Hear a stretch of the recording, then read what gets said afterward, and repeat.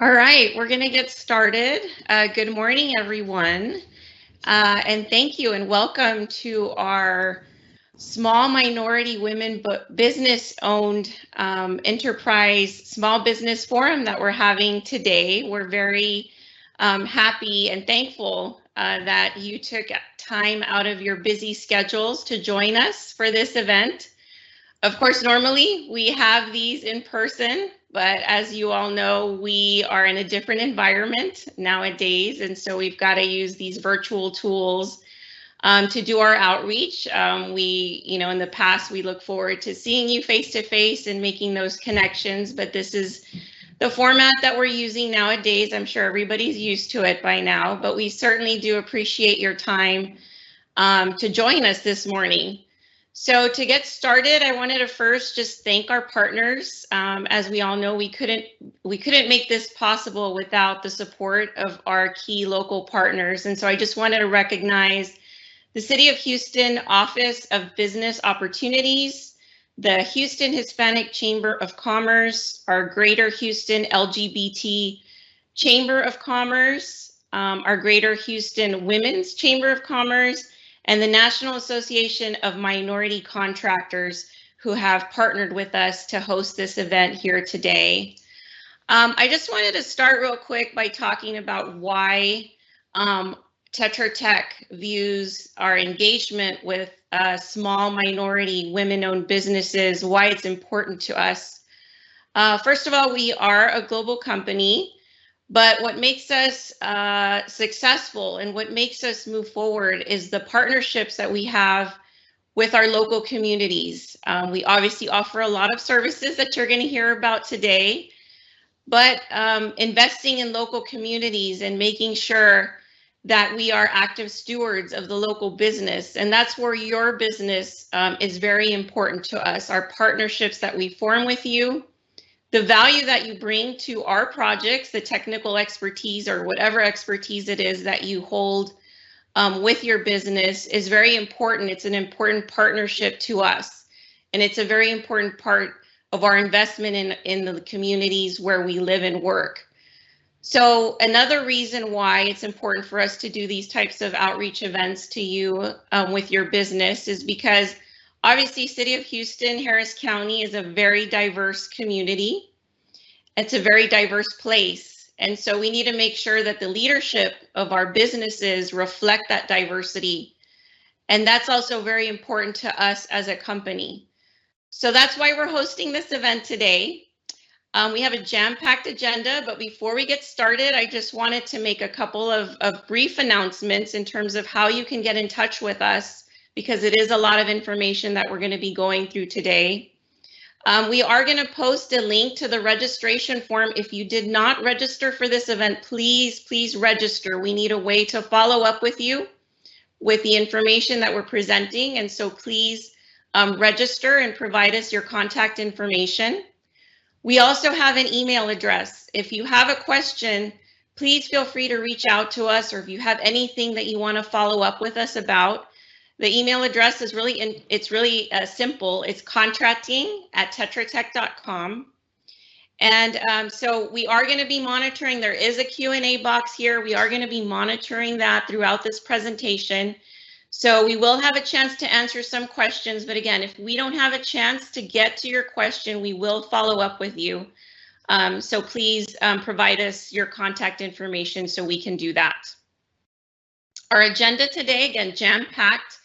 We've got some special guests. We've got some local community leaders that are going to be making some announcements. We've got some presentations from our company talking about the importance of diversity and inclusion, the importance of small businesses, how we run our small business program, and then we've got our different operating units that are going to talk to you specifically about the opportunities that we see for partnering, talk to you about success stories that we've had with partnering with small businesses.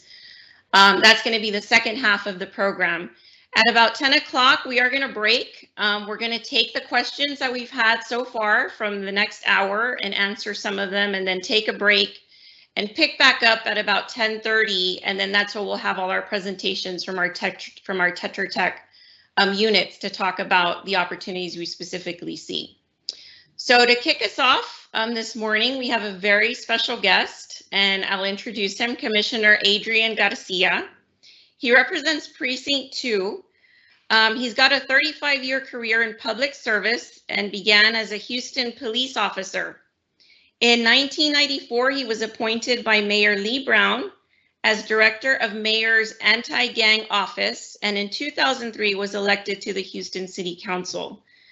In the City Council, he was an active, strong voice for the MWBE participation.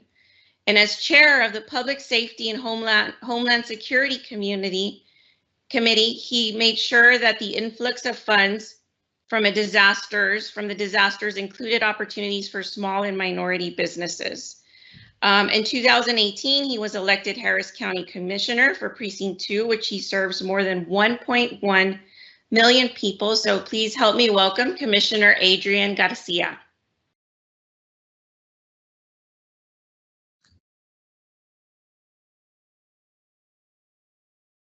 Can you guys hear me? Yes, we can hear you. Good morning. Good morning. Can you guys hear me? Yes, we can hear you.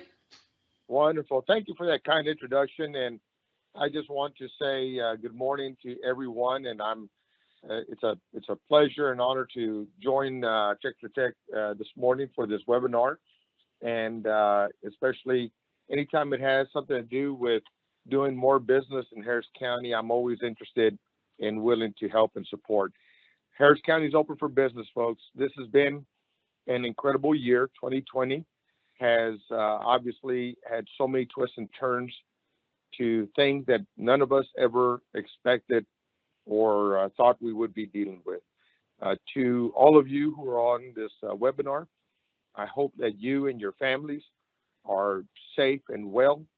And I would just want to take a moment to urge you all to make sure that you take your flu shot this year. That's going to be so important to ensure that we do not have a convoluted pandemic with the flu season that we're currently in and the pandemic that we're still dealing with.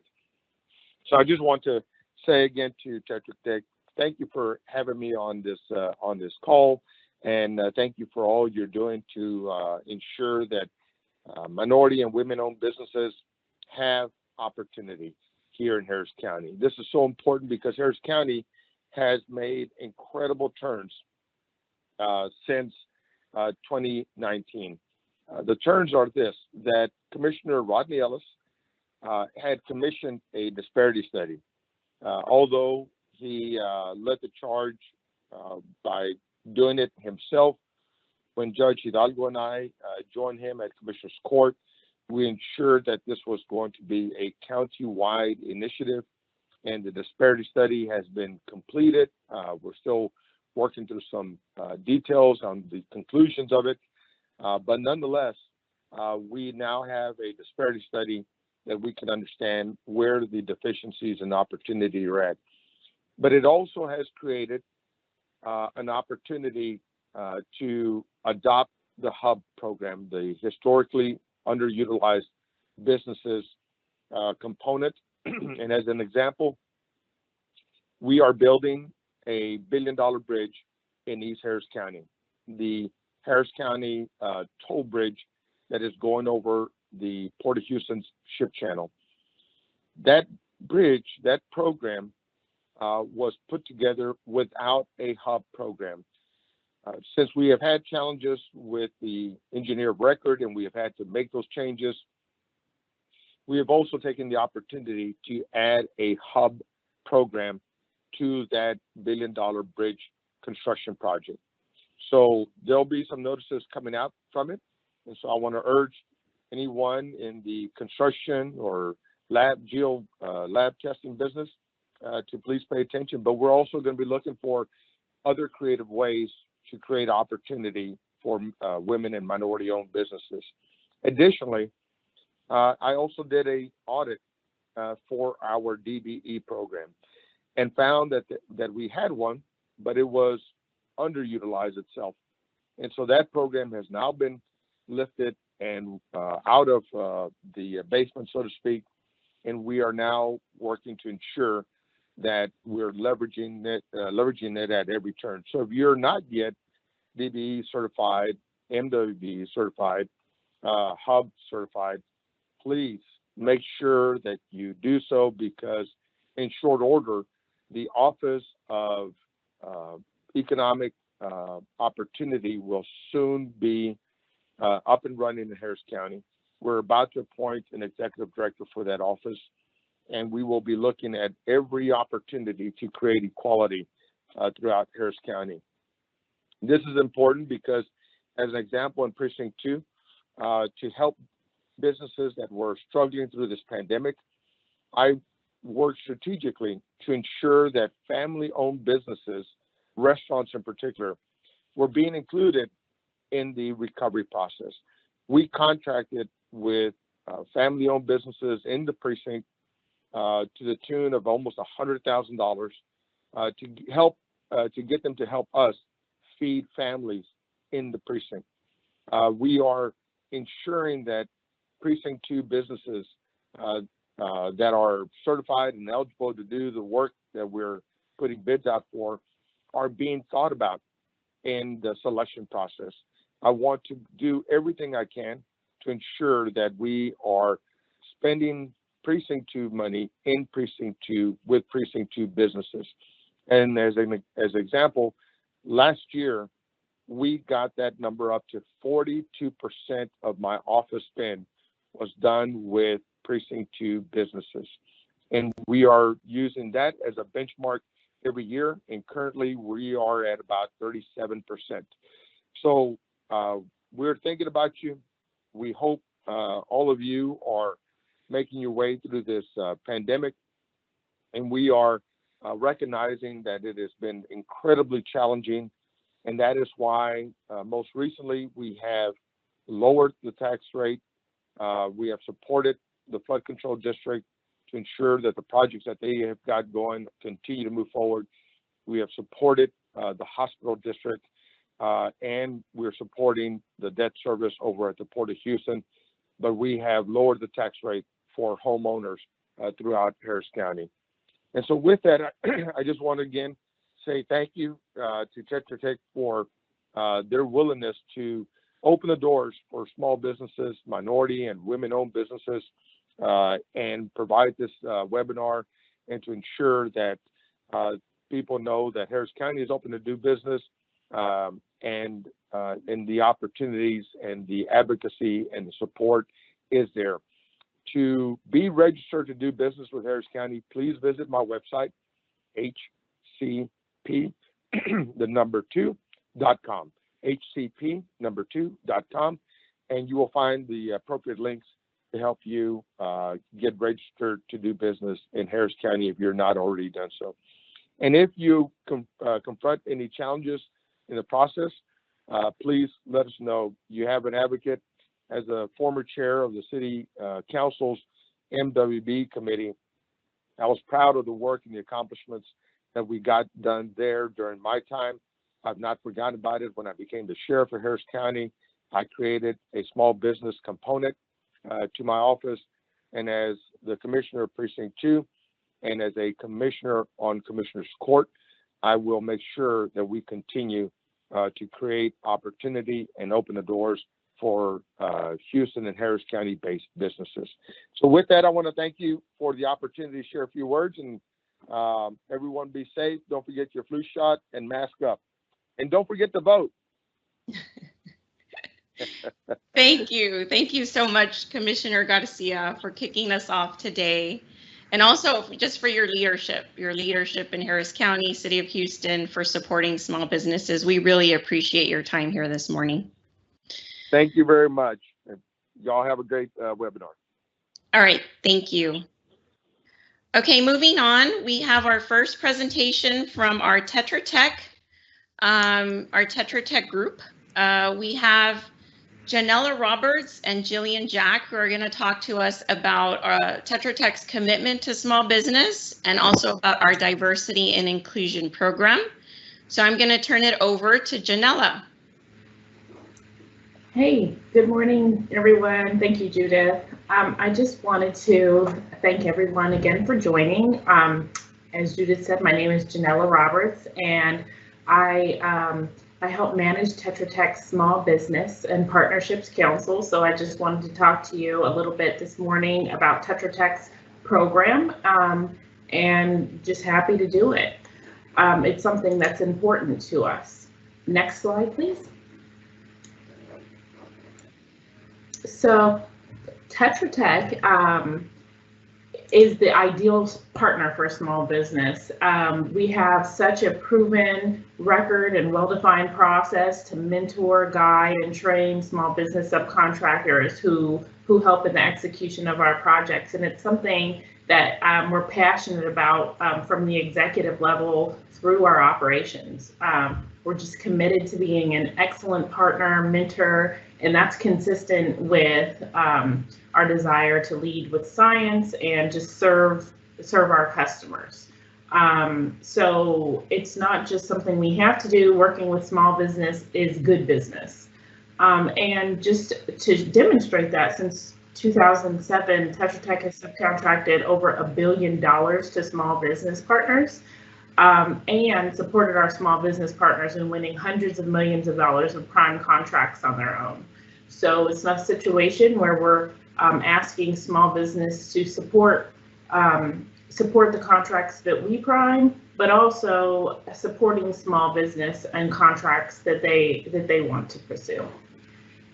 Next slide, please. Tetra Tech is a large business and over 20,000 employees, and therefore can appear to be difficult to form relationships and navigate, but we aspire to be great partners and to make it easy to do business with Tetra Tech. And so one of the ways that we do that is by assigning a Tetra Tech relationship manager to our valued small business partners.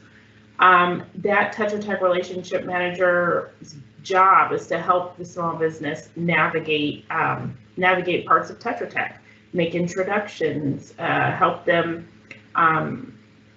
align with people who have capabilities that are relevant to their own.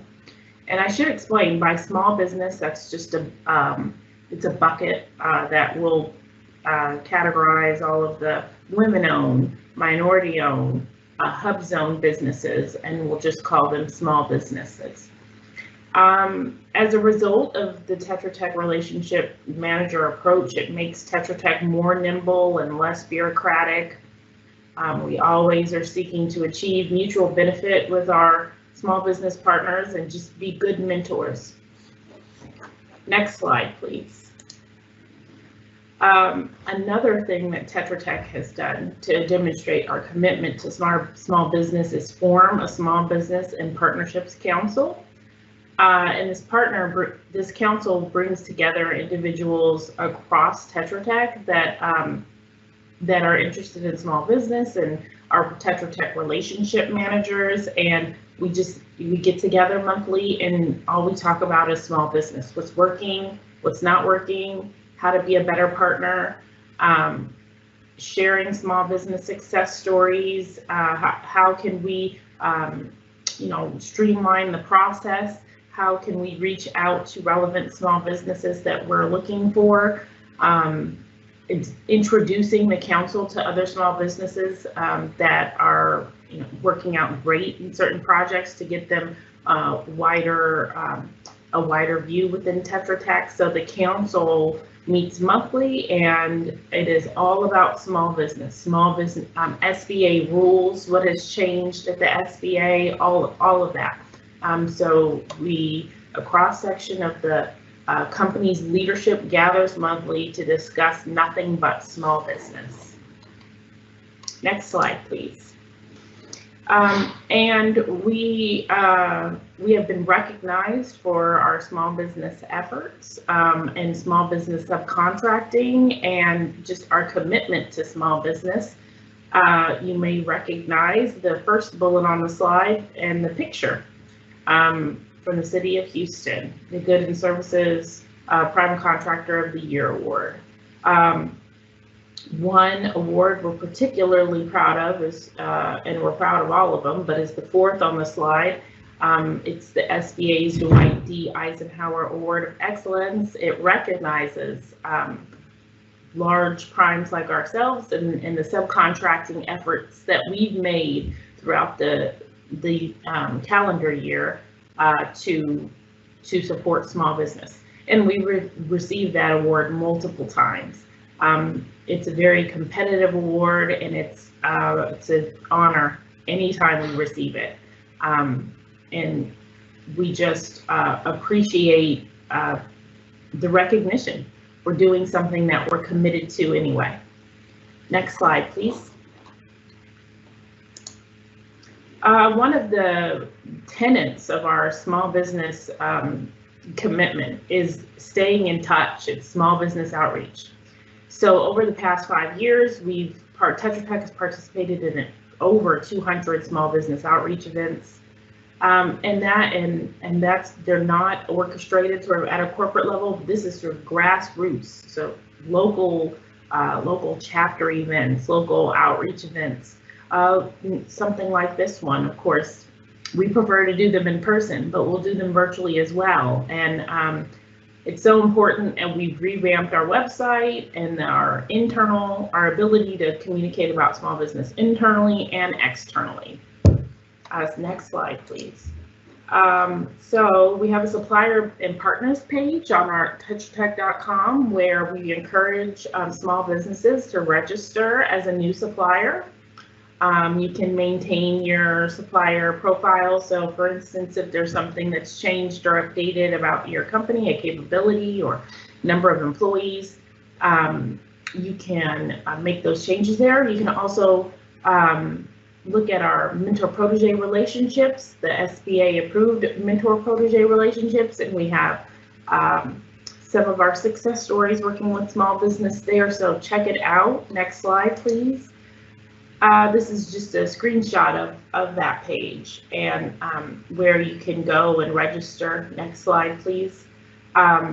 It shows the small business portal and the highlighted successful relationships and tells a little bit about our program, as well as has a link to the letter from our CEO, Dan Backtrack, is expressing our commitment to small business. It's something from the top down that's important to every employee at Tetra Tech. Next slide, please. So what I'm saying about Tetra Tech is probably good to hear, but also what are our small business partners saying about Tetra Tech? So this quote here is from Mike Bilodeau. He's the CEO of IO Environmental and Infrastructure. We have an excellent long-standing relationship with them and started working with them. They were supplying like water bottles to a project site. That we've developed an excellent relationship with them over the years and are now supporting them as a sub to their prime projects. So Mr. Bilodeau mentions our mentorship and support that he's received from Tetra Tech. Next slide, please. And James Prochek with Search also is discusses how Tetra Tech has exceeded their expectations and supported them in various contracts that they've pursued. So Tetra Tech, so all of this to say, Tetra Tech is supportive of small business, committed to small business. It's top down. Every one of our employees is interested in relationships with small business. Our business couldn't be the same without small businesses that we support and that support us and that we form relationships with. And thank you for the time to share with you. So with that, I wanted to pass it on to Jillian Jack, who's going to discuss Tetra Tech's diversity and inclusion program. Jillian? Thank you, Janella. Yes, I am Jillian Jack, Senior Project Manager. I serve on Tetra Tech's D&I Council along with Janella, and I'm also the coordinator for the Black Employee Resource Group. Next slide, please. So as Janella mentioned, I'm going to be talking with you about the diversity and inclusion program that we currently have at Tetra Tech. In general, though, diversity and inclusion at Tetra Tech is foresight in what we are doing in the culture of our company. Tetra Tech is committed to providing a working environment where all employees are valued and where their contributions and their global workforce reflects the diversity of our clients. And using that as a kind of a driving force with what we do, we've been able to drill that down to our operating units and also into a global program to support our employees. Next slide. So the Diversity Inclusion Council at Tetra Tech monitors the company's D&I practices and makes recommendations on improvements and changes. The council right now consists of 16 members. We each serve a 2-year term. At the end of that term, we can elect to stay on or rotate out to someone else. And the members that are on the council include representatives from corporate, senior representatives from operations, and also a representative from each of our division.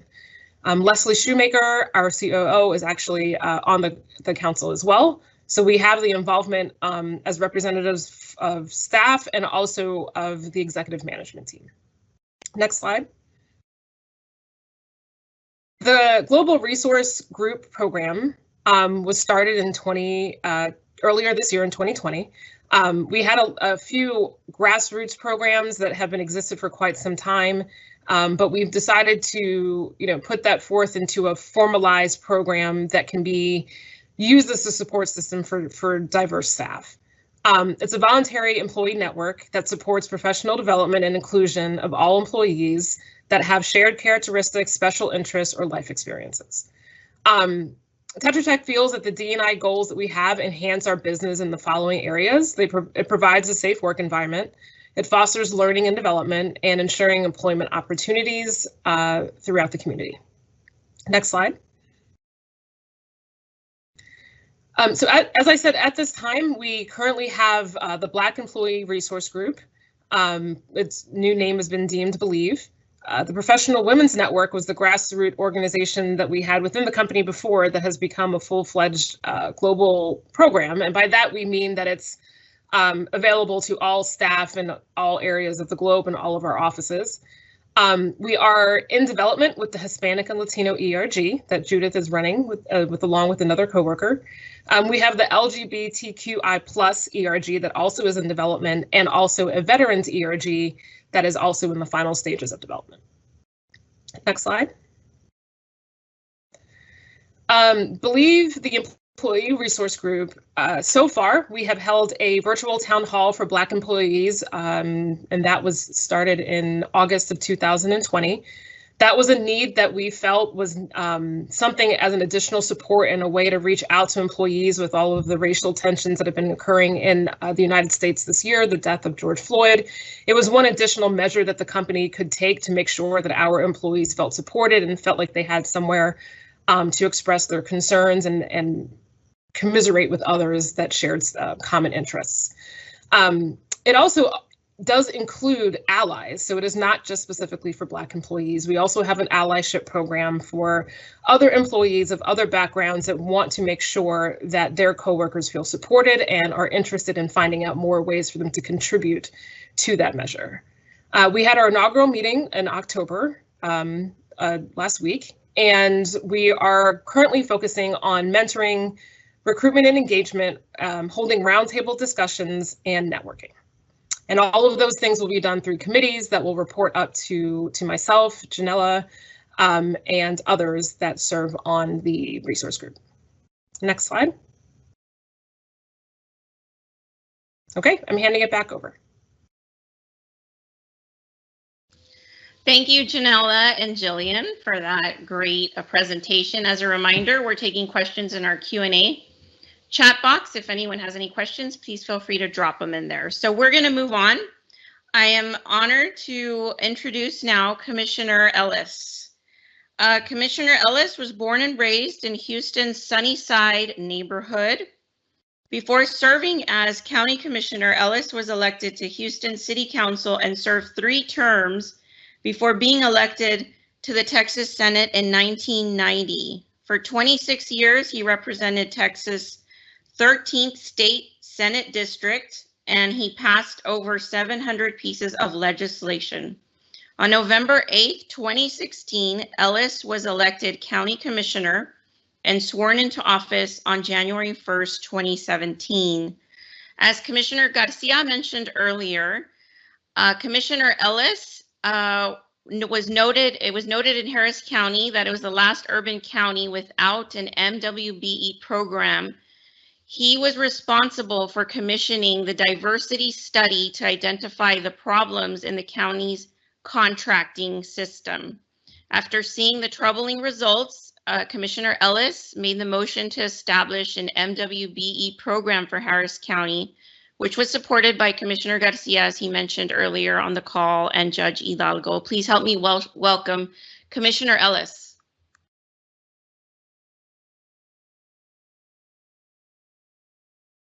Commissioner Ellis? Can you hear me? Yes, we can hear you. Go ahead. Yeah, can you hear me? I am unmuted, I hope. Yes, you're unmuted. Yes, you're unmuted. Thank you, and welcome to all of your guests. It's a new paradigm, obviously, when we're doing this virtually, but it is an exciting time in Harris County. As you stated, we were the last urban county to not have a program to bring along our minority and women-owned businesses. City of Houston started a program in about 1985. State of Texas established a program in about 1995 or 96, I believe. Everybody says that they are doing all they can to encourage minority and women-owned businesses, but the reality is that that's not really the case. And the reason you have to do this disparity study is because there was a lawsuit in Richmond, Virginia, by the Prime Contractors Association, funded by them, to thwart efforts to have minority women-owned business programs all around the country. That lawsuit was in the late 80s. And as a result of that, the federal courts ruled you have to have a narrowly tailored remedy. Everybody admits that there are remnants of discrimination with regard to government contracting. In a lot of ways, it really was a good old boys game and very difficult to break into. So then people had to do these disparity studies. State of Texas one cost $1 million. I think it was put in the state law in 91 or 93. So imagine way back then what $1 million would be like if you had to appropriate that today. The study is like reconstructing your tax return. So it took 2 years for Harris County to do it. And the results are on the county's website, my website, Commissioner Garcia and other people probably posted it as well. About 9.1% of the Harris County's contracts go to minority and women-owned businesses. Now, minority and women-owned businesses have the capacity to do about a third of the county's business. That doesn't mean because minority and women-owned businesses have capacity to do a third that they would necessarily get a third. They could, through the competitive process, get more, could get less. So in no way do we take away from the fact your businesses, for those of you in this room, have to be qualified and do the work. It's not a quota program, which sometimes people throw up as a smokescreen. But 9.1% of the county's business, and the county that spends, we control roughly about $5 billion a year, a little less than that. 0.5% was going to African American owned businesses over that 2-year cycle. African American businesses in Harris County in the region have the capacity to do about 8.4% of it. The Hispanic numbers for Anglo women were equally as low. For Native Americans, for South Asians, Asian Americans. So we're committed at the county to changing that. A new policy is being drafted by Colette Holt and Associates, same firm that did our disparity study, very well-respected firm. She worked on the state's disparity study back in the early 90s. And we're committed to making a difference. And on the next Commissioner's Court agenda, I hope to put it on the agenda and hope that it will pass. Hopefully it will pass unanimously. Once the study came out, all of us see that that's just wrong. And in the wake of the George Floyd murder, as you made reference to, I think people all around the globe, on the entire planet, are focusing on inequities that have existed for far too long. Now, it's bad, unfortunate that it took us so long to get a program in Harris County. The only upside to it is that we ought to benefit from some of the mistakes that other entities made. We can look at the pros and cons of what other people did. I want to encourage those of you in the room to look at getting into business, look at merging, increase your skill set, never stop learning. Hopefully we'll put together a program with the city and other entities so we can come up with the way to increase your capacity by making low interest loans available. Look, with this pandemic, we're going to have to revamp our whole economy to help a lot of people. And I'm assuming that those minority and women-owned businesses that were already at the back of the bus will be at even more of a disadvantage.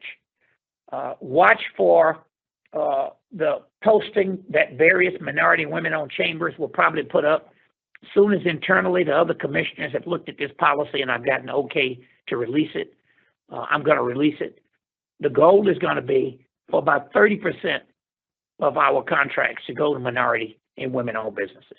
In areas where you can be primes, maybe in areas for some of the landscaping somebody mentioned to me the other day, we want to do that. We're going to look at busting up some of these contracts so we can bring people along.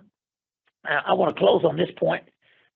It was not easy to get the support to do this disparity study. My colleagues were rather, at the time, hostile to the idea and said that if I wanted it, I had to pay for it out of Precinct 1's budget. The study cost about $650,000, and we agreed to do that. The timing was to bring it up right before the bond election on that $2.5 billion flood bond package. So I assumed I had some leverage. But it really made me take a second and look and think about what do we do at the port, what happens at Metro. So as a result of the effort to get this done, we went to the port and made it a priority, and also Metro. They are both doing disparity studies. I think the port has just about completed theirs. That's the rumor I hear. So I'm assuming they will be establishing a program that takes into account race and gender. You do as much as you can with a race-neutral plan, but at some point, oftentimes around the country, the race and gender programs have been much more successful. I'm assuming Metro, when that study comes back, may come to the same conclusion. So here's the closing thought. There are going to be tremendous opportunities for you all. We in government are going to do all we can to level the playing field.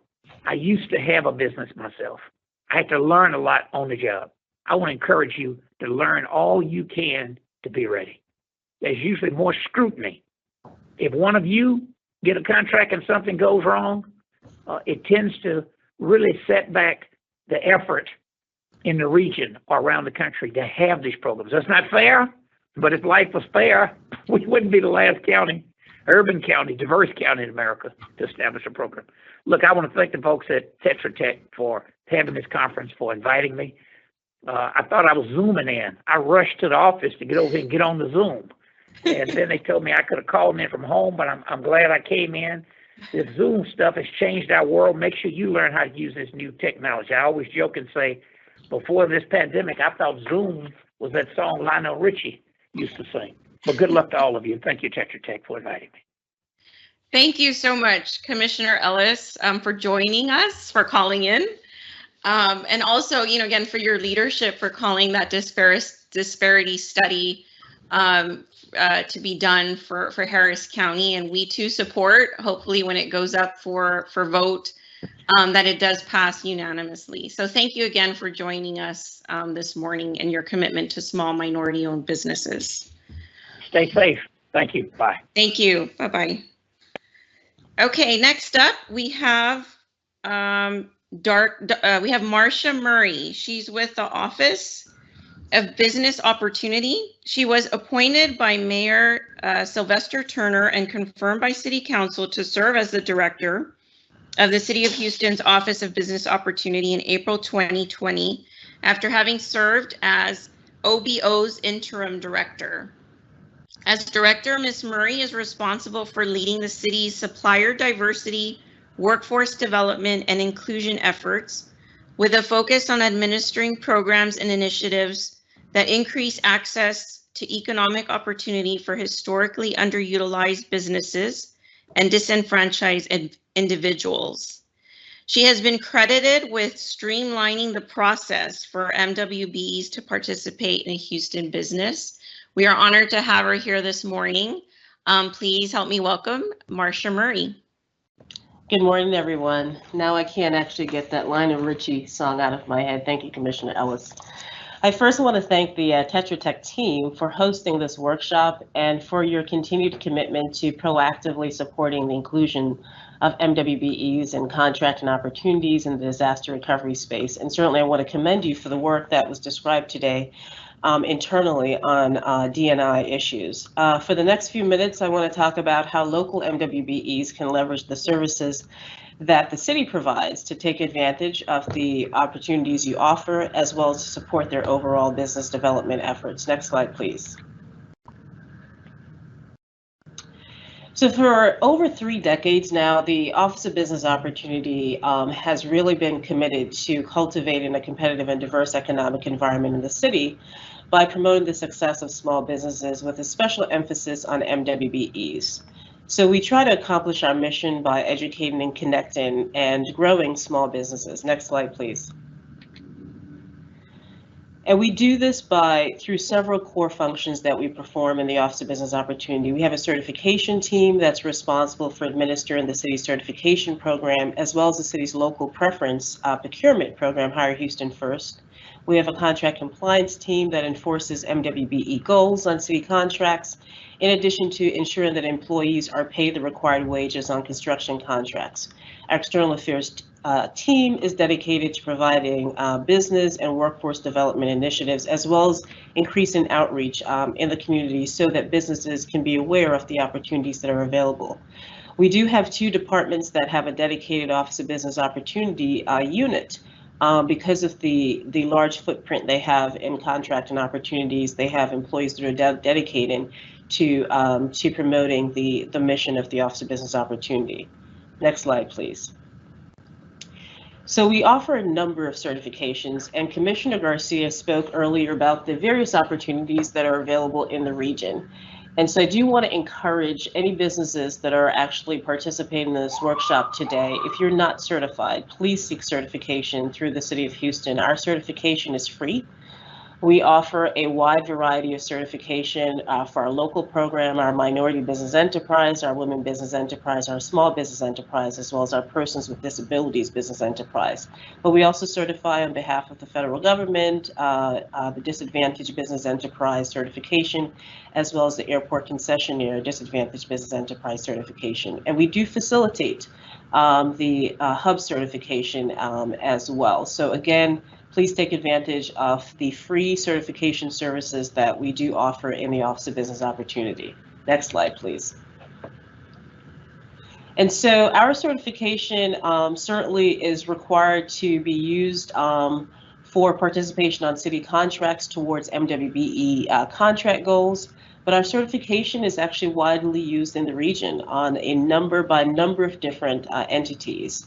Only about 25% of the companies that are actually certified through the city participate on city contracts. So it's a very marketable certification. And again, I encourage you to take advantage of that service that we do provide. Next slide, please. So Tetra Tech certainly leverages the city certification to meet their subcontracting needs. They have several contracts with city departments to provide various services to the city, and these opportunities continue to present opportunities for subcontracting for MWBEs. So certainly today, you will, if you are already not engaged with Tetra Tech, you will certainly seek engagement to be able to leverage a number of the opportunities that are still available on city contracting that run the gamut in the areas of disaster cost recovery, hazard preparedness, as well as disaster debris monitoring. That's just to name a few. There are many opportunities that are available, and certainly attending this workshop today is a start. Next slide, please. So I do want to talk about, other free services that the Office of Business Opportunity provides. So we have a solution center, which is really a clearinghouse for Houstonians who are wishing to start, operate, or grow their business. We offer a bunch of, again, free tools. During the pandemic, we've certainly transitioned a lot of what we offer to a virtual space, and we also continue to offer our services via telephone, even though we're not offering in-person services at this time. But our Solution Center, again, is a one-stop shop for businesses. The supports that we offer are assistance with permitting, licensing, fee schedules, financial counseling, access, again, to information about contracting opportunities with Tetra Tech, certainly, and beyond. We also have a business development manager who provides one-on-one counseling to businesses. So again, I encourage you to take advantage of these services. Next slide, please.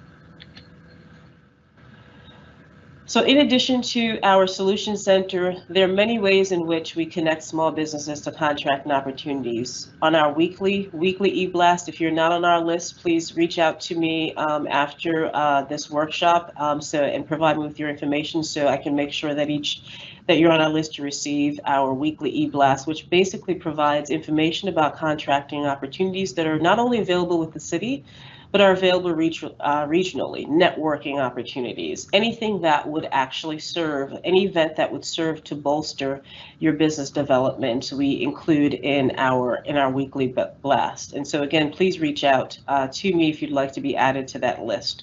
We do have our seminal event coming up in December, our Meet the Buyer Forum, and it will be offered on a virtual platform this year, as many events are being offered. This will be on December 10th, and Meet the Buyer is an opportunity for small businesses to connect and network with city procurement agents, as well as other governmental agencies and prime contractors like Tetra Tech, certainly. So please visit our website to register for this December event. We also offer a workshop for certified companies to help newly certified companies to navigate city contracting and beyond. We offer that workshop on a quarterly basis so that we can demystify the procurement process for small businesses. Next slide, please. We encourage businesses who want to increase their capacity to take on larger projects to check out our capacity building program. So the last 5 years, we've offered Build Up Houston, which is a capacity building program that provides tools and education for small businesses to create a 3-year strategic growth plan.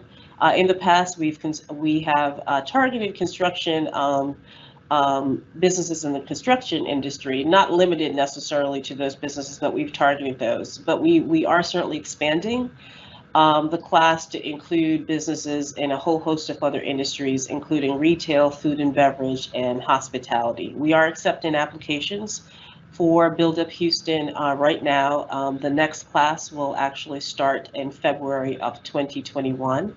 We offer another capacity building program called Accelerate Latinx, which is targeted towards Latinx businesses, offering the same curriculum in our Build Up Houston program. And certainly for many years now, we've partnered with local entities to provide the Interagency Mentor Protege program, which encourages developing businesses to learn from the experienced and more seasoned businesses with the intent that they'll lead to opportunities to partner on future projects. Next slide, please.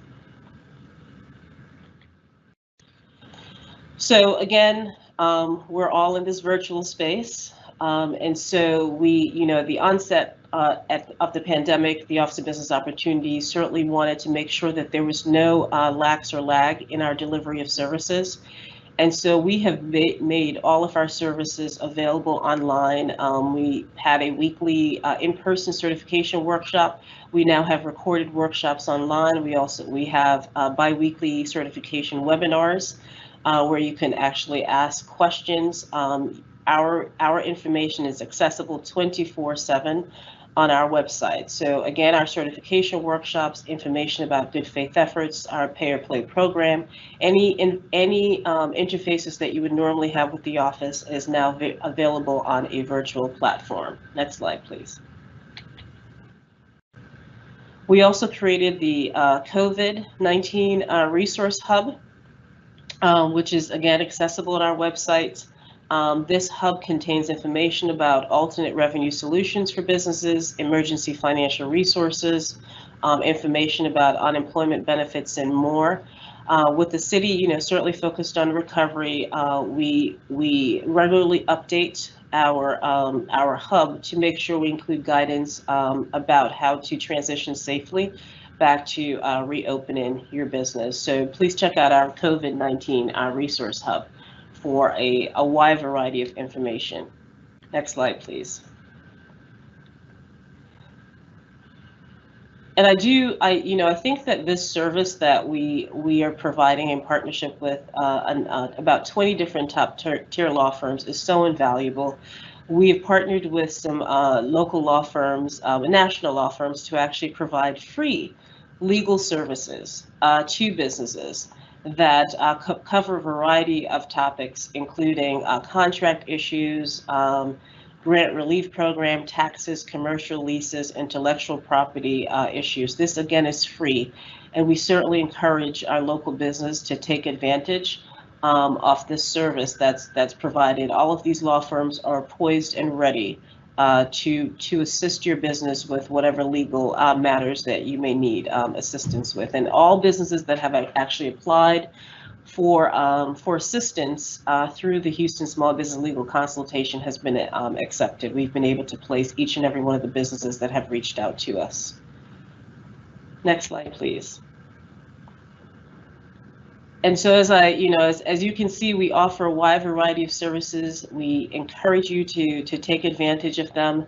If you have questions about the resources that we have, please feel free to contact me, and certainly visit our website at houstontx.gov/OBO. Thank you so much. Thank you very much, Marsha, for that presentation. We did have a question come in. Sure. If I can ask you that before we adjourn here. It was a question by somebody posted in our chat bar. It says that their company has their second largest office in Houston with about 14 employees. And it says, it sounds like because we are not headquartered in Houston/Harris County, we should not pursue this as the business targeted are the ones headquartered in Houston. So I can speak about this from a certification perspective. So the certification program does not require that you be headquartered in Houston.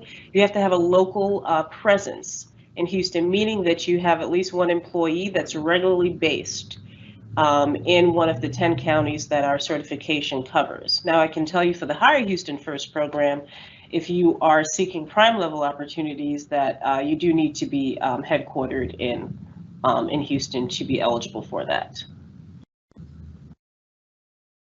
Okay, great. Yeah, no, that's definitely answers that question. We also had another question just about accessing the videos and the links, and so we'll definitely get that out to the folks that are attending the event today. So thank you again, Marsha, for joining us this morning and giving us this really great informative presentation. You're welcome, my pleasure. All right, we are going to move on. We've got a video now by Dr. Laura Murillo. Dr. Laura Murillo, in 2007, she was named President and CEO of the Houston Hispanic Chamber of Commerce. With the support of the Chamber Board and staff, she has set unprecedented records in membership and revenue, becoming among one of the most influential chambers in the country. She has a BA master's degree, a doctorate from the University of Houston, where she served as an executive for 15 years and became the youngest director in UH history. So we have a video from her to show right now. Hello, I'm Dr. Laura Murillo, President and CEO of the Houston Hispanic Chamber of Commerce. On behalf of our board and staff, we'd like to thank you for joining us today as we explore opportunities to make sure that there is more business for your business. Our thanks to the folks over at Tetra Tech as they're partnering with us to provide you with a lot of information, because there are many opportunities in our local region, and we want to make sure that you have access to that. We are here to be supportive of you. We encourage you to follow us on social media. We also encourage you to visit our website, Houston Hispanic Chamber of Commerce. Visit the website, you'll find videos where we've talked to folks from SBA, the Texas Workforce Commission, and many others that can be very useful as you are planning the rest of your year and as you move into 2021. And I know many of you have been very active with us at the Houston Hispanic Chamber of Commerce, and we want to thank you for that. And we want to say that we appreciate your engagement over the years with this Chamber of Commerce. And if you've never participated with us, we welcome you to do so. We are diverse and inclusive. 40% of our board is non-Hispanic, and it doesn't matter to us whether you're Hispanic or not. We're here in support of business, especially your business. So again, thanks for joining us today. I hope that you get a lot of great information from today's workshop, and we are here to serve you. Again, on behalf of our board and staff, I'd like to thank you for the opportunity to be with you today. And to Tetra Tech, thank you for organizing today's virtual workshop. Have a great day.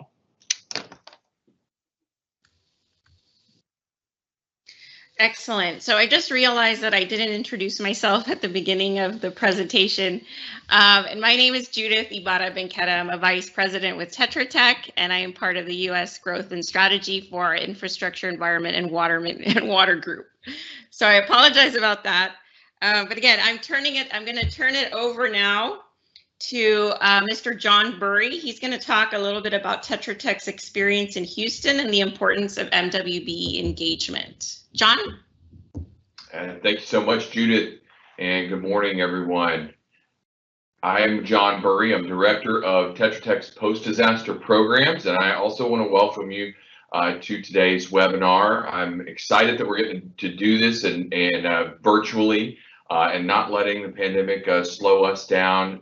I love the theme of this event, more business for your business. I've been a part of our previous event several years ago and have watched how that has allowed Tetra Tech throughout all of its business units that are located here in the Houston area access and reach out to more small minority and women-owned businesses.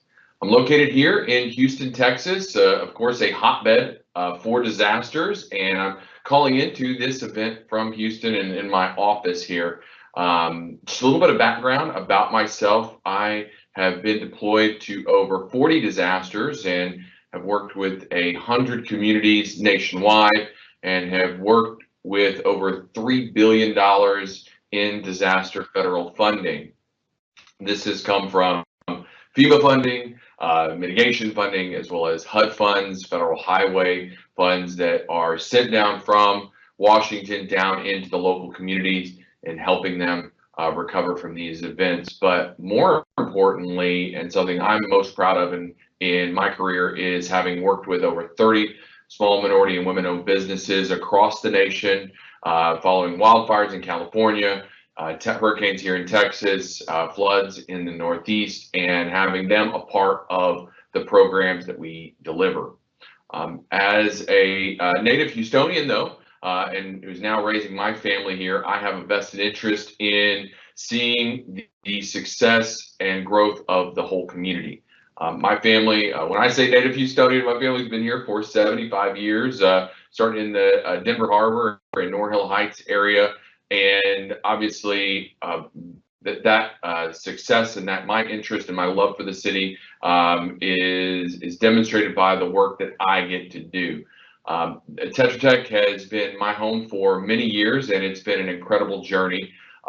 When people ask me why I enjoy working with our company, and obviously you've heard a little bit about who we are, but I tell them quite regularly that we're made up of small businesses, and while we're a large company, these small businesses are who we are at the core, and really, which is why we work so well with small minority and women-owned businesses. We get to do a lot of cool things within Tetra Tech. I've got to see them grow here in the Houston area, starting, really with our oil and gas and our disaster group, but now we're expanding that into a lot more wastewater engineering, which you'll hear a little bit more about later on, stormwater management, solid waste, as well as program management. And we're really looking at those opportunities here in the Houston area, and really a part of our success here with Houston has been due to our partnerships with the small minority and women-owned business community. I mean, again, I firmly believe that our success is driven by the success and the benefits that they provide to our teams. And not only that, but one of the greatest things, as part of this program is watching these partnerships grow and these businesses grow. And whether it's highlight or pick on one of our partners, Impact Strategic Consulting, having worked with them and calling Spurgeon Robinson, their president, a professional colleague, but also a personal friend. I've gotten to see his company grow from really a small shop into a much larger entity, and now watching them compete against us as a large business in the disaster space. And a couple of weeks ago, again, to brag on him, is I was thrilled by the fact that we pursued an opportunity down in the Coastal Bend region together, and we went head to head, if you will, and he was awarded the contract, beat us out. That was one situation that I was very excited to make that call and to be a part of his success, because again, that rising tide, I believe, will lift all the boats. As a part of our program today, you've heard from a number of different speakers from the Houston area, as well as Harris County. And one of the things that we're pleased to present is a message from Mayor Sylvester Turner. Mayor Turner was not able to be here live today as he is attending the funeral for Sergeant Harold Preston, but he has sent a message that we'd like to share with all of you here today. A short story about him. I've had the privilege of working with him in his office, his great departments, department heads like Harry Hayes, Tantri Emo's staff at all levels, Arif Rashid, Gloria Moreno. They've just been great to work with over there. And I firmly believe it is due to his leadership that goes throughout the entire city. And I got to meet him personally in 2015 after him only being in office for 4 months, where he was touring a community, the Bayou Bend area off Alabonson Road. This is one of the areas in 2015 where we had our first flood. And this community was severely impacted. And to watch him out among the people, the look in his eyes, and it meant a lot to me as a resident of the city, to watch him, how he worked. And I knew that would carry over throughout the his entire term as mayor, and now him being in a second term. So with that, I want to thank him and thank his office for being a part, and Director Murray, Commissioner Ellis, Commissioner Garcia, for all being a part of this today. And with that, without further ado, Mayor Sylvester Turner. Hello, this is Mayor Sylvester Turner. I am sorry I cannot be with you at Tetra Tech's More Business for Your Business conference today. This great event is part of the company's nationally recognized program for small, minority, and women-owned business enterprises. The online workshop will focus on the opportunities and channels of engagement for subcontracting in the disaster recovery space. I applaud Tetra Tech for connecting local companies to opportunities in the Houston area and for creating mentorships and building business relationships to expand opportunities to work nationally and internationally. Tetra Tech has worked side by side with the city for over 15 years to help Houston rebound from disasters like Hurricane Ike, droughts, Hurricane Rita, and now COVID-19. The company has created thousands of temporary and full-time jobs and supported the capacity building of many MWBEs. In fact, Tetra Tech was honored with a Mayor's Champions of Diversity Award as Contractor of the Year for Goods and Services in 2019. Tetra Tech has also adopted a policy of having the city's MWBE contracting goals serve as a floor for MWBE participation and not the ceiling, always striving to exceed the requirements to contribute to local businesses. We appreciate the partnership we have developed with Tetra Tech to contribute to the growth of the local companies by ensuring they can take advantage of disaster-related contracting opportunities.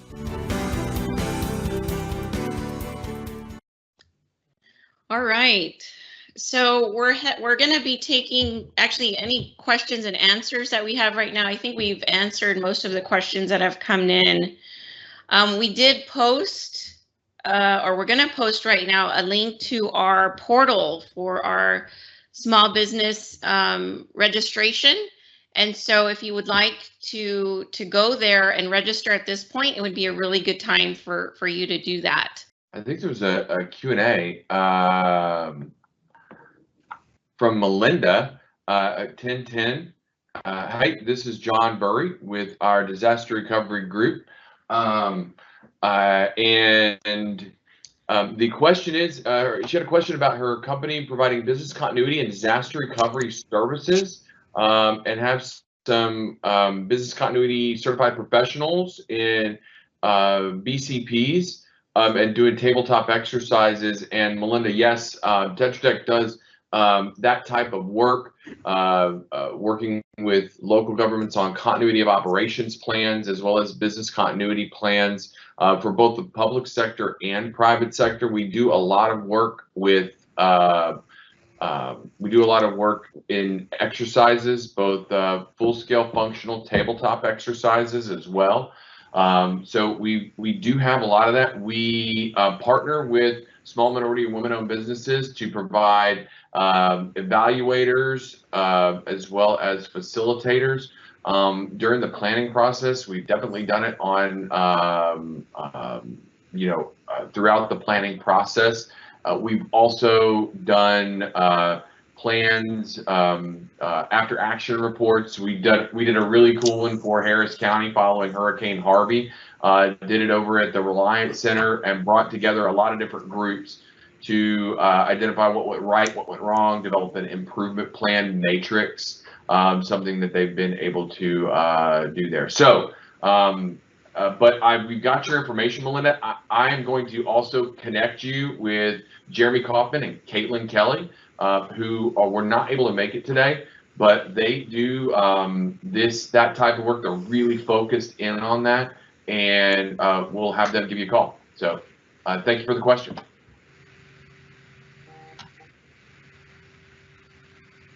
All right, thanks, John, for taking that question. And again, thanks for asking the question, Melinda. Again, we're monitoring the Q&A chat bar, so if any of you have any questions, please feel free to drop them in there and we'll address them as time permits. So we are going to get back started with our program here. And this part of the program, we're going to focus on Tetra Tech and providing you some information regarding the different groups that we have and some of the opportunities we see for partnering with you, and also some case studies, some success stories that we have to share regarding our partnerships with small businesses, small minority-owned businesses. So to kick us off, we've got Assad Khan and Joel North, who are going to talk to us about our disaster recovery unit. Assad and Joel? Yeah, good morning. Thank you so much. First of all, I want to reach out and thank everyone for their time joining us. I have to be very honest with everyone on this call that I pushed John to add me and include me in this presentation, so I appreciate that. My persistence worked out. I'm a product of Tetra Tech that started the lowest denominator within the company, and I've had the privilege and luck and guidance from everyone within the team to let me grow in this company and the role. But what I really, I'm in some cases a frontline worker for our disaster recovery piece. And one thing I could share with you is that our debris monitoring and our financial services and the TDR services that we provide, we heavily depend on our local partners. The local partners have the lay of the land, and they've got knowledge that we will not. And it's best to partner with the MWBEs and achieve that in a faster way, create partnerships and relationships. And, one of the things that we always discuss internally is what's best for the client, right? So yes, there's profitability for Tetra Tech, et cetera, but we want to minimize costs for our clients. And to do that and be good stewards of federal dollars in our world, we really have to look at our local partners, our MWBEs. And if I can give you a quick example, is mobilization. If Tetra Tech were to mobilize in the area, the costs are a lot heavier for our clients. But if we have our local partners and we mobilize through them, it's a huge cost saving for our clients, and that's a big win for everyone. From our debris folks to our public assistance folks, our goal is to minimize cost, create relationships, count our local partners who know the lay of the land, because we really could use all the assistance that we can. So with that, I just want to say thank you for allowing me to be on this call. I'll pass the mic to Joel, and then Joel, when you have done your introduction, I'll come back and make a couple more points. Thank you. All right, thank you, sir. Hi, I'm Joel North, project manager with Texas Tech. Tetra Tech. I'm thinking football because I haven't seen enough of it. So one of the things that I wanted to talk about is just how Tetra Tech has been able to come in as a project manager. I like to use the words of Virgil, our business unit's president. We're like the strength coach.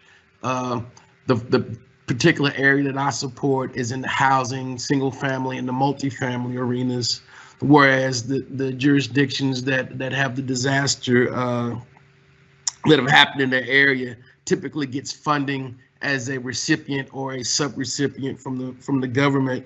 And so we're able to come in and provide project management. And in that arena of project management, we're the strength coach, and we help them with their procurement. And during that procurement process, we're able to identify the various SWBE, MBE partners that come in and do support work, whether it's case management, damage assessments, public facilities, the whole costing and the scope, data recognition, hazard mitigation. So all of those different disciplines, i.e. the environmental assessments. We also have general contractors that come in and do work as far as the construction and building of single family and multifamily housing. And so there's also a public, outreach component. And in this particular grant, there's also a buyout component, which references, situations where you've had, obviously in Houston, we've had many storms with the Rita, Ike, Harvey, Tax Day flood and Memorial Day floods, where you have homes that have flooded or business that have flooded repetitively. And so then a buyout program was created to be able to buy those businesses or homes out, i.e. by the flood control districts. And so you need title and legal work to supplement those activities. And so obviously the Texas Gulf Coast has had a record of disasters and storms this year, unfortunately, for the folks that live in these regions. But as far as business opportunities, there will be many opportunities for TDR to come in and bid on these various developments and disasters. And so in that, we will need partners to work with us. And so this is a great opportunity for businesses to come in areas where they actually work and live, and also the ability to work in areas, maybe another state or another community, which will also help them, give them a bigger footprint to grow their businesses. And so those are the things that we definitely have worked on for me, I've worked on many storms and disasters across the country, and this model that Tetra Tech uses is outstanding as far as fostering business growth and development. So Assad, back to you. Yeah, thank you. I like this mic going back and forth. I think we make a good team, Joel. If we can possibly go to the next slide, if that's possible. I do want to mention, I think, what Joel had stated, and so you know how Tetra Tech looks for additional partners. So we are actually in the process in the city of Houston that we do today need additional MWE partners because our workload has increased considerably. So that's something that if anyone here is looking to team up with Tetra Tech, I would really encourage you to reach out, and I would even provide a phone number, which is the 713-737-5763 number. Please call that, and John can provide you that number again. But we are, one of the concerns and one of the challenges that we have in the city of Houston for Hurricane Harvey recovery is that we need additional engineering support for our projects. So I think this also gives us a great opportunity to speak to you folks in reference to that. So let me just go back to the presentation a little bit. Debris monitoring is a very critical part of the clients or the applicants recovery process. We have an excellent track record in that field, and we do depend on our local partners. In fact, the staffing could be up to 4,000 people for any given disaster. So that's a very high labor intense area that we work in. If I could just briefly speak about the infrastructure program management, our needs are great. We speak in different categories within the federal guidelines. We call it FEMA needs, right? So within FEMA needs, we do need a lot of engineering support right now. That's with the technical support, the cost estimate, design, et cetera, et cetera. We have worked very closely with environmental folks and insurance. Insurance plays a very large role in the eligibility of your dollar. So these items are critical pieces for our clients, but I do want to stress that again that we still need additional support from our local partners in the city of Houston. So if anyone is interested in that, please reach out to John Buri at 713-737-5763. I know I'm advertising because we need the help. My apologies if it comes a little too hard. So Joel, housing's up. I'll pass this back to you. Yes, thank you. Can we go to the next slide? I think we talked about case management and inspections. And so the housing is very critical portion of getting the community back on its feet. Obviously, we've seen the roofs with the blue tarps, various communities to the folks that are really in critical need with the low to moderate income individuals in the community. And so it's very important for us to be able to reach out to them, identify who they are, and also hold their hands and walk them through this process of what does it take for us to be able to facilitate them getting their houses reconstructed, rebuilt. There's a relocation component to that in many instances where homeowners have to move out and maybe go to an extended stay, live with someone else in their family, or maybe even move into an apartment for a period of time. And so the type of partnerships that we continue to work with, there's so many that we probably can't go into all of them, but I just want you to understand that how a big a process that this actually is. And for Tetra Tech, obviously, we can't do all of these steps. I mean, we need to have, the help from our county commissioners, Commissioner Garcia, Commissioner Ellis, as far as getting the word out, helping with the outreach, being able to facilitate to getting the, engineering services and environmental clearances, getting through the bureaucracy of dealing with the federal government. And so the small business community is very much needed in this process. The process of, the government's really big about procurement. And one of the things that I wanted to talk about as well, Commissioner Ellis brought up a really good point about partnering and also developing, your skill set. And one of the things that I've noticed in my time in working in these type of development projects is the fact that a lot of business owners maybe it's access to capital, or they don't have the ability to get the insurances that they need, or the bonding capacity. And so being able to partner with a larger organization can be very instrumental in helping a small business owner to mitigate some of these barriers to entry into bidding on different types of aspects to the development. To the disaster. And so it's very important that we continue to grow our network and have more and more businesses to participate with us. As you guys help us grow, we can also help you grow as well. Back to you, Assad. Joel, thank you so much. May we go to the next the slide, please? So a couple of quick things that I just wanted to sort of go over what Joel had stated. I think what our needs are.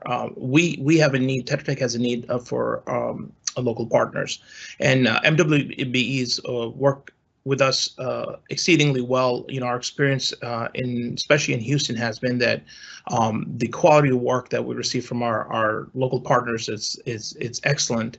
And so I believe that's the best interest for Tetra Tech, for the MWBEs, and especially for our client, to have high-end product with high-end folks working on this. So it's been a very positive relationship for us. We've been in Houston since September 2017, and our relationship has gone stronger and better, and the quality of product and the results are evident in the recovery success the city of Houston has. I believe the city has exceeded every other entity for Hurricane Harvey with the success in bringing in a large amount of dollars, and also identifying the damages due to Hurricane Harvey, and more importantly, the cost of recovery, which is continuing. With that, those are my remarks. If I could turn back the presentation to the moderator. Thank you so much for your time. Thank you, Assad and Joel, for that great presentation on Tetra Tech's disaster recovery. We are going to move on now. We've got another great presentation here from Nora Okusu. She's going to talk about Tetra Tech's adaptive program management services. Nora? Okay, well, thanks very much for the opportunity to speak with everybody today. I'm Nora Okusu. I'm a vice president with Tetra Tech. I work in the corporate strategy group here in Pasadena, California. And I also help to deliver projects for clients. So in my strategy role, I'm responsible for the Adaptive Program Management Initiative that's focused in the water sector. So we do work with clients with water, wastewater, sewer, and reclaimed water, and also stormwater needs. But we also branch out into other sectors, including disaster recovery and international development. I'm also the program manager in San Diego, California for a stormwater program. So in both of my roles, if I could go to the next slide, we are on the lookout for MWBEs that offer services that are complementary to ours. And the services can be both specialized and also more general. So some of the MWBEs we're working with now specialize in things like data analytics, asset management, and hydraulic modeling. Also, we look for companies that provide services in things that we all do as businesses, including scheduling, estimating, data management, document management, and project management.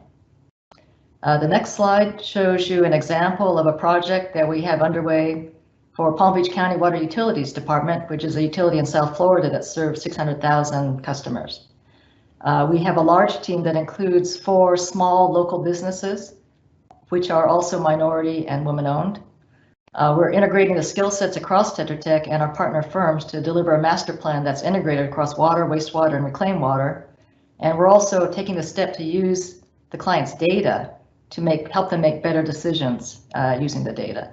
So the goal is to develop a master plan that's live and that it's flagging issues in the system before they're actually identified by customers, and to address those issues before they become failures by improving maintenance processes or even inserting a capital project. So the next slide talks about the future. We're continuing to identify partner firms. In addition, this year we were awarded a contract for program management with DC Water in Washington, DC. They're looking for solutions that allow them to make better decisions using risk-based decision-making and data analytics to add additional benefits to their customers. As I mentioned, I'm also the program manager for a program in San Diego. We're providing services there in asset management, financial planning, and innovative engineering solutions for green infrastructure. And we are looking for partner firms. And thanks for your time. That's my presentation. We're happy to take questions.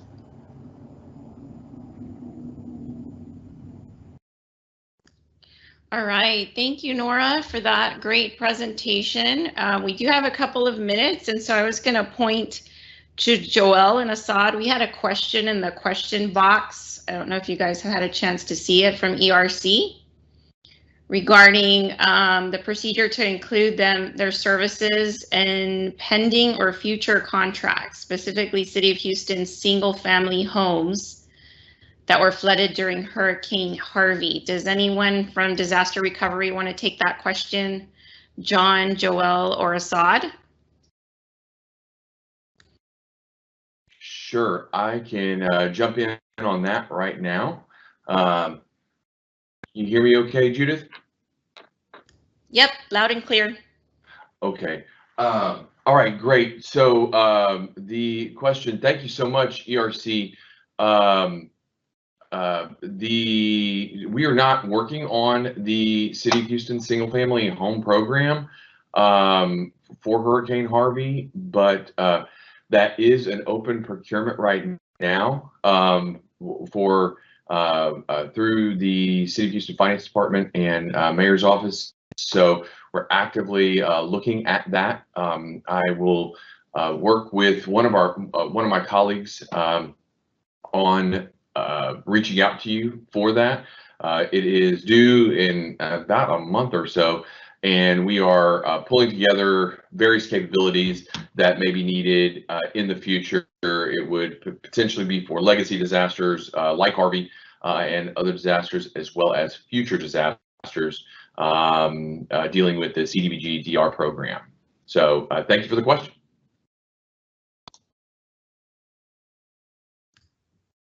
All right, we do have another question here we have time to take. There was a question about the solicitations made accessible based on the commodities chosen only, and I think that's referring to our online portal.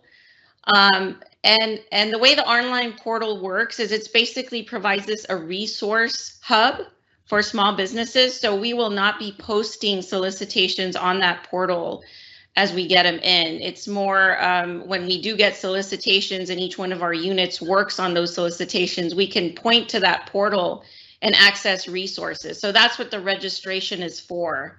Hopefully that answers the question.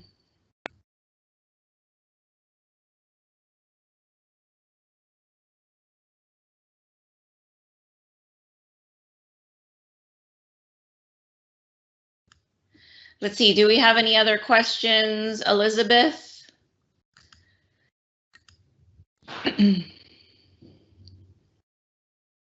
That we need to answer real quick while we have this time available? We're waiting for them in the chat. So again, reminder, if y'all have any questions, please go ahead and drop them in. And that link for the supplier portal that we've been discussing is in the chat box. If you want to go over there and you have not registered already, please jump on it.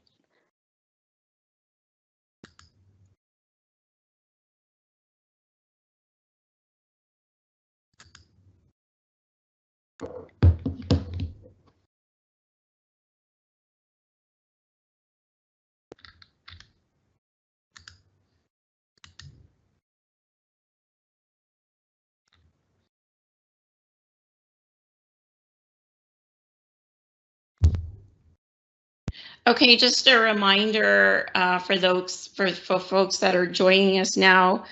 If you have any questions, the email to reach us at is called contracting@tetratech.com. We also have the online portal. The link was sent to you during the break. And that's the place where we're referencing where it becomes a resource for us to pull from when we have solicitations that come into the company. And so we encourage you to register there to partner with us on future work. And then the other thing that I wanted to mention was we will have all this information available for you. We are recording this and we plan to post it on YouTube in the future, so you will be able to view this presentation. And we will follow up again with those that registered with our form to attend this event. We're going to follow up with you to provide you all the links and information that was shared with us here today.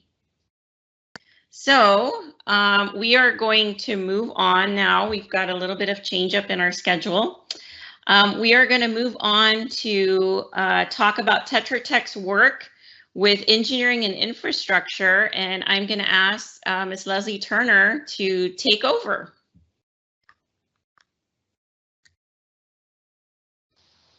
Thank you, Judith. Thank you for the opportunity to be here and to present to you guys. As Judith mentioned in the beginning, we hope to do these kinds of things in person, but are, excited to do them in this virtual format in lieu of the in-person type format. So a little bit about me. I'm the operations manager for the infrastructure unit here in Texas. I also serve as a senior project manager for numerous projects in the area. I have over 22 years of experience working on water and wastewater programs throughout the southeastern United States, including projects right here for the city of Houston. Our business unit performs full service engineering, architectural, and construction management services for municipal clients, commercial clients, and private clients, and federal clients throughout the United States. And our expertise includes water, wastewater, stormwater, and transportation work. We are currently working with cities such as the city of Houston, San Antonio, Austin, on all different kinds of projects, including pipeline, water treatment facilities, pump stations, wastewater treatment plants, master plans, and more. And our work in these market areas have been recognized by the Engineering News Record with rankings of being number 4 in design and number 1 in water, and also number 2 in sewer and waste. Next slide. Thank you.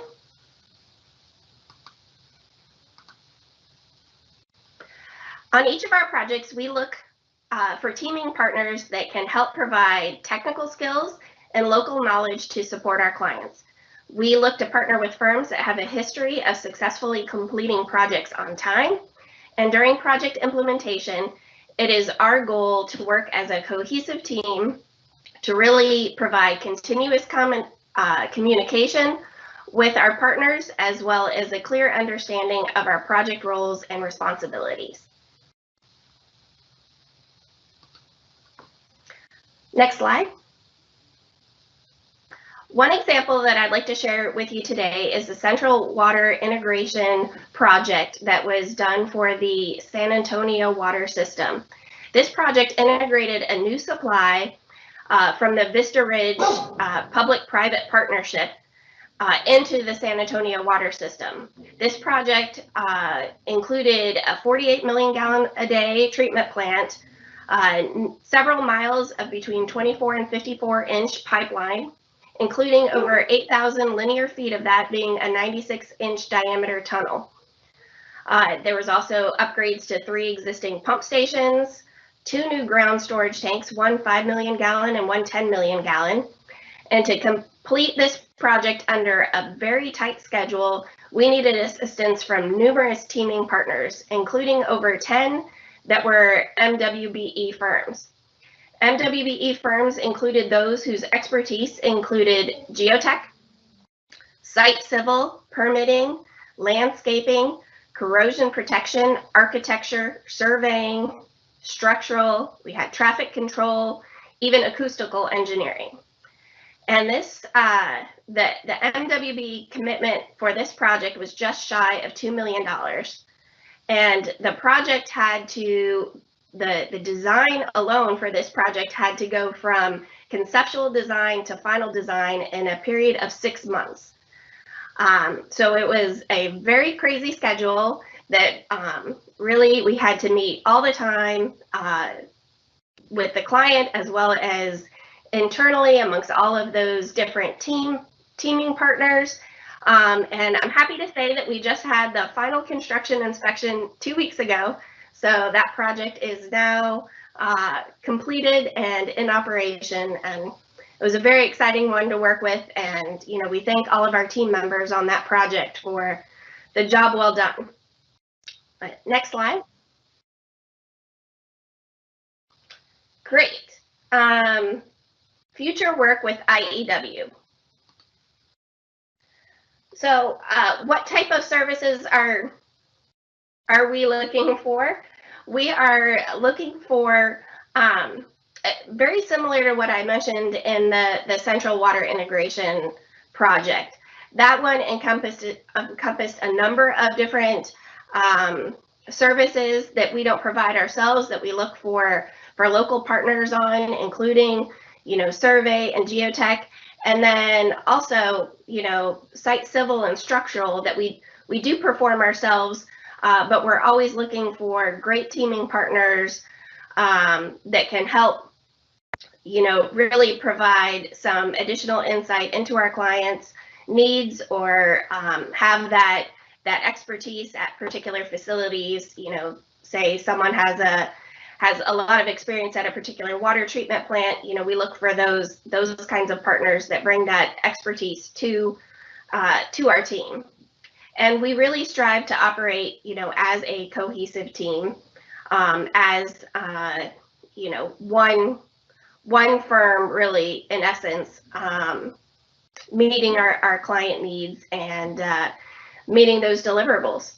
So I don't have any particular projects in mind at this moment, but you know, as those needs come up, we definitely look to add to our team and add to our partners. And with that, I will take any questions. Yeah, we don't have any questions in right now, Leslie, but if you can stick around for a couple of minutes and see if anything comes in. But thank you for that great presentation. We are going to move on now. I have the honor now to introduce Council Member Plummer. So Council Member Plummer, she is a successful business owner with a consistent record of community service. She is a dentist, a volunteer, and a mom with deep roots in the Bayou City, and will bring her history of a thriving Houston experience to her role representing Position 4.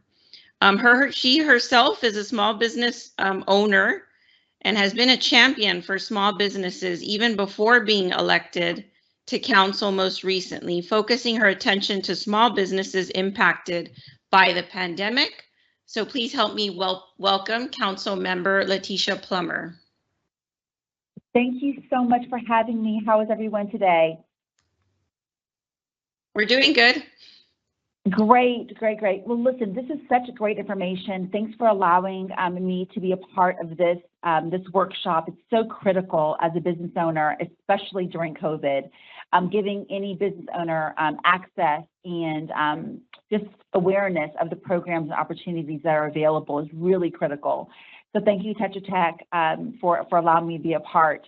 I loved what Assad and John were saying in terms of what's out there and what's available and how the need is great. There are a lot of industries that are struggling right now, but construction and any development that allows us to survive through the devastating events of Harvey and all of the things that are happening currently is critical. I'm going to touch on a couple of items with what the City of Houston has available for us. One is our certification. I know a lot of you are already aware of that, but we do have a great certification process. Prospective clients or applicants can attend a weekly pre-certification workshop just so they can get a gauge of what's going on, how they can get involved with doing business with the City of Houston. And that certification is typically valid for 3 years from the date the certification was actually done. The benefits of having that certification are being listed with the City of Houston's online directory with certified vendors. It gives them access to workshops and seminars and quarterly newsletter insights to opportunities. It also allows them for bidding opportunities. on goal-oriented projects. And John and Assad mentioned just there's some percentages we have to follow when we're doing MWBEs, and this allows them to do that. Specialized business development is another one, and then there's an I'm certified in What's Next program as well. Only firms that are certified with the City of Houston are eligible, and they have to fulfill the full goal requirements for city contracts. It typically does take a little bit of time for us to get these applications in and certified, just because of the volume of certification applications we're receiving, and that typically takes from 6 to 8 months. The City of Houston also has a program called the Houston Small Business Economic Relief Program. And this program is an initiative that the City of Houston's Office of Business Opportunity allows for creating it's a grant for financial assistance to small businesses that have been affected for COVID. And this program creates a mechanism to alleviate economic distress of small businesses, promote economic development, and assist in stabilizing small businesses for jobs. That program is very important to us right now because, as everyone knows, most small businesses are really been affected just because we don't have the typical 3 to 4 month reserves on hand to be able to deal with any disaster, whether it be a pandemic or a natural disaster. And then finally, we have a program called Lift Off Houston, and Lift Off Houston is an annual business plan competition, and it's an entrepreneurial initiative that aims us to empower Houstonians with business literacy, education, and mentorship. So these are just kind of the high points of what the city offers.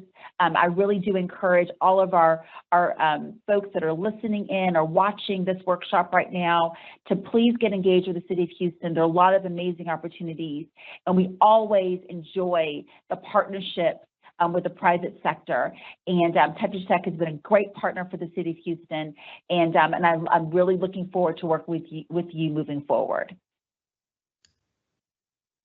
Thank you so much, Council Member Plummer, for those remarks, for joining us. We really appreciate it. We know that you're very busy, and so we appreciate you joining us for this event this morning. Absolutely. Thank you for having me. All right. Thank you. Okay, we're going to go ahead and move on now. We've got a video to share regarding Congresswoman Lee. So introduction of her, she's serving her 11th term as a member of the United States House of Representatives. She represents the 18th Congressional District of Texas, centered in Houston. She was named by Congressional Quarterly as one of the 50 most effective members of Congress, and the U.S. News and World Report named her as one of the 10 most influential legislators in the U.S. House of Representatives. So we have a special video to share with you today from her. Good morning.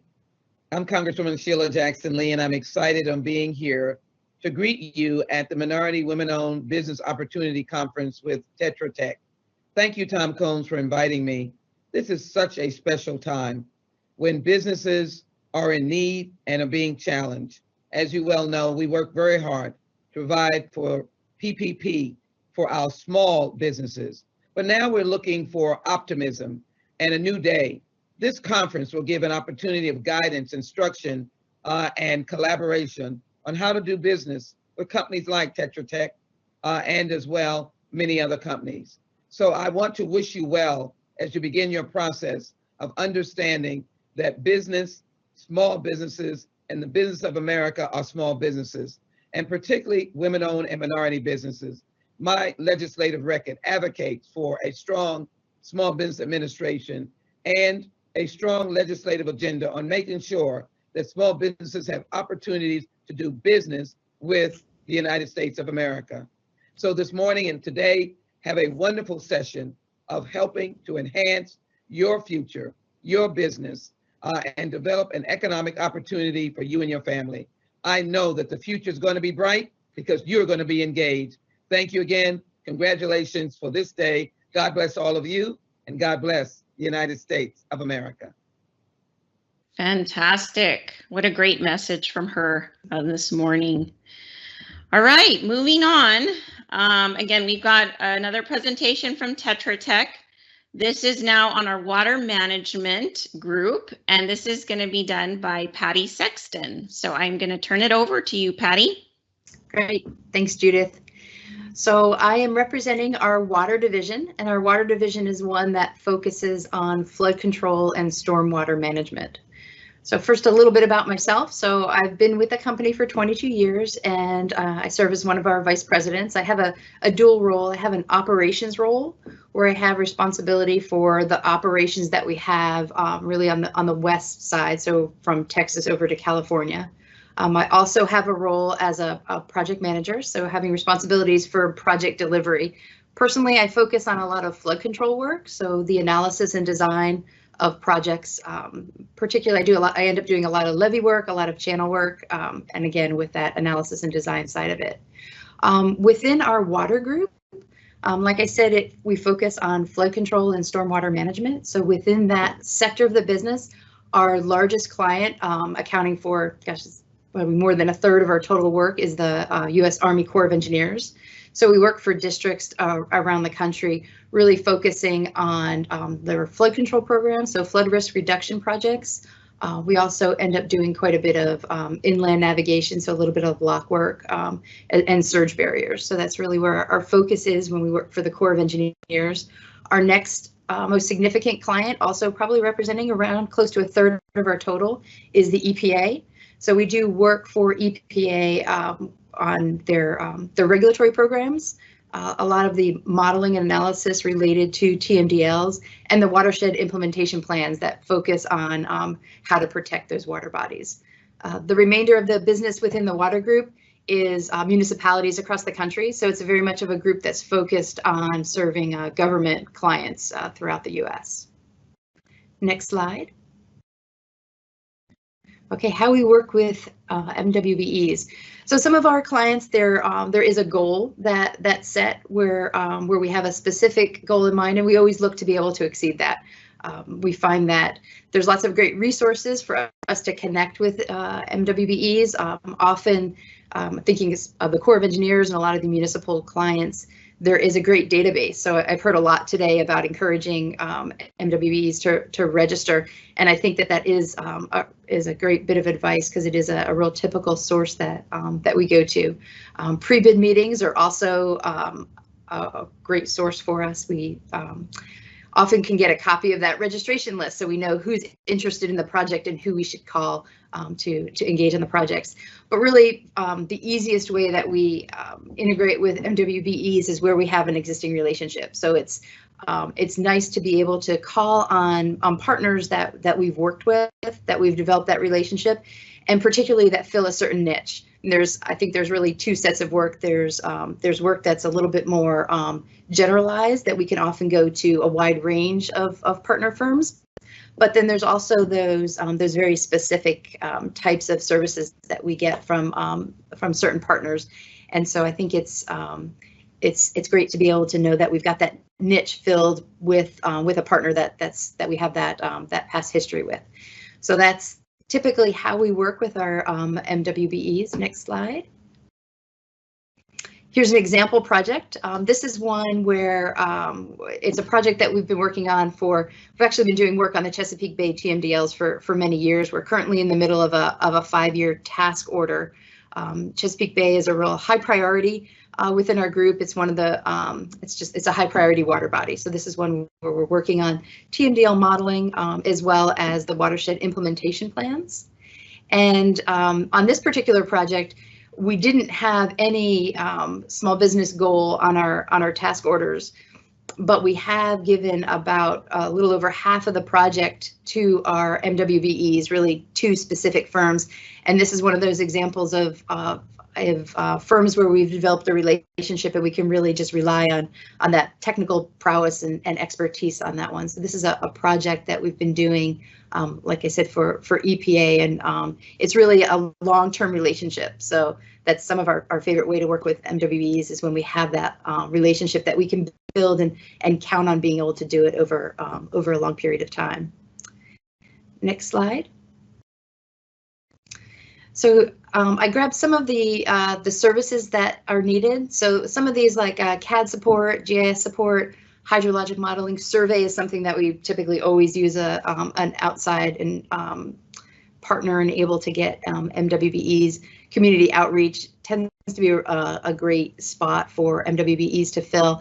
The ones I listed here are what I would say are some of the more general areas. So they're great ways to start building that relationship and providing that support. It's areas that we typically look to be able to sub out. In addition to, like I was describing, some of those more niche areas where we are focusing on those very specific expertises that we can have and that we build with our partners. All right, and with that, I'll turn it back over to Judith unless there's any questions for me. Yeah, I don't see any questions in the chat bar related to it, Patty, but we certainly will follow up with you if we do get any questions specific to your presentation. So, but thank you very much for that. That was great. All right, so now we are going to move on to our solid waste division. And so I'm going to ask Christine Arbogast to take over. Christine? Thank you, Judith, and good morning, everyone. I am very pleased to present our solid waste services to for our workshop here today. I have been serving as the president of our Western U.S. solid waste operations, Solid Waste West. We have a Solid Waste East unit as well. And that covers our entire practice across the United States. A little bit about me, I have 36 years of experience in solid waste management. So a lot of years doing strategic planning. I have an engineering background, so I've been doing a lot of master planning for solid waste facilities. Most recently have been doing a lot with waste diversion, and still working with our solid waste facility engineers and designers to provide integrated approaches to managing our waste. So one of the highlights of my career has been growing the solid waste practice within Tetra Tech, helping to grow it. It's been a collaborative effort. Our staff is over 600 across the U.S. We have about 170 million in annual revenue, and we are located across 43 offices. And we have ranked #1 in solid waste for the last 8 years based on engineering news records. So have seen a lot of growth and are very excited about the opportunities that we've had to serve our clients throughout the U.S. We do have staff in Houston as well, so are looking to do more in the Houston area and grow our practice. We provide turnkey planning, permitting, engineering, construction, operations, and maintenance services for our solid waste systems. Do a lot of strategic planning for municipalities, those that operate solid waste facilities or are just responsible for solid waste collection and programs. We do a lot of work in waste diversion programs, facility design, permitting, and construction support for landfills, material recovery facilities, organics management facilities. That's a big regulatory driver with climate change and reducing greenhouse gas emissions. Methane is generated with our organic waste disposing in our landfills. So there's a lot of focus on diverting organic waste from our landfill facilities. And then lastly, we do a lot of work with landfill gas beneficial use projects and converting that methane that is generated in our landfills into either energy or compressed natural gas. So next slide.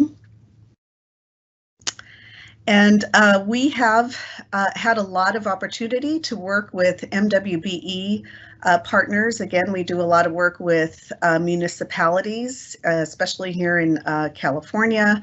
And so we have established strong relationships with MWBEs, small businesses, always striving to either meet or exceed any RFQ or RFP requirements.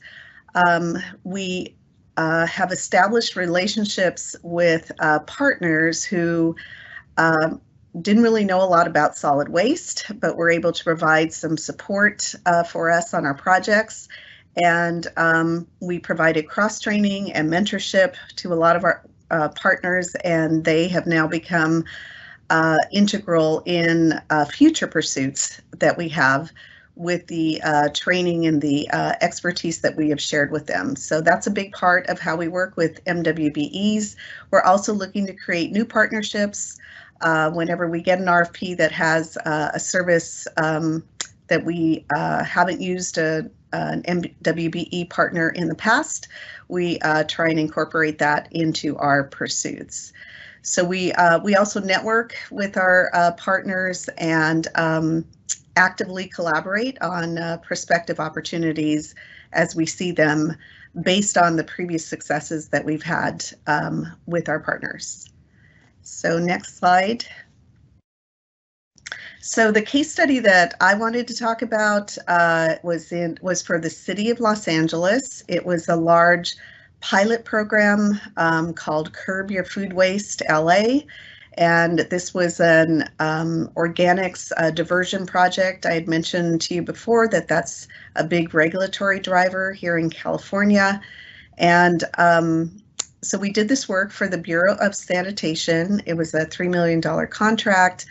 And there was a huge outreach component to this project.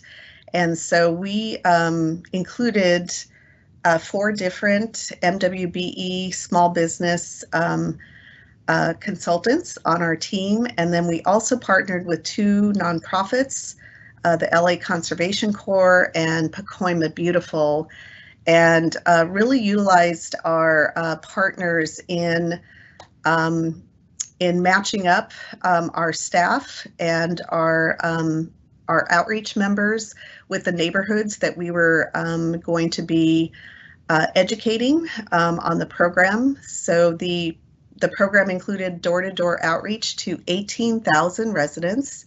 And so we had a staff of 75, 14 teams across the city. We educated participants on preventing food scraps, recycling those food scraps in a green bin. We handed out these kitchen pails for residents to put their food scraps in, and then discard those food scraps in a green bin. And then that material is then taken to an anaerobic digester where that food waste is converted to, eventually converted to compost, fertilizer, and compressed natural gas. So it's a full life cycle circular project that we were able to support the city on.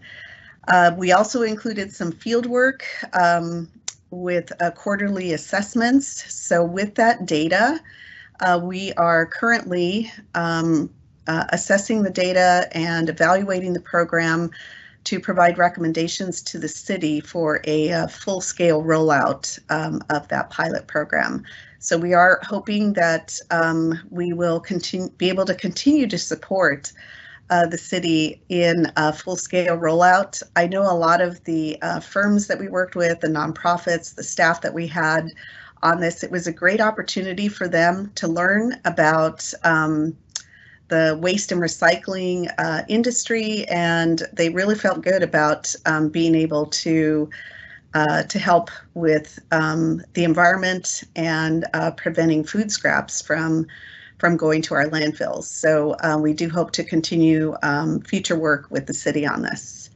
So next slide.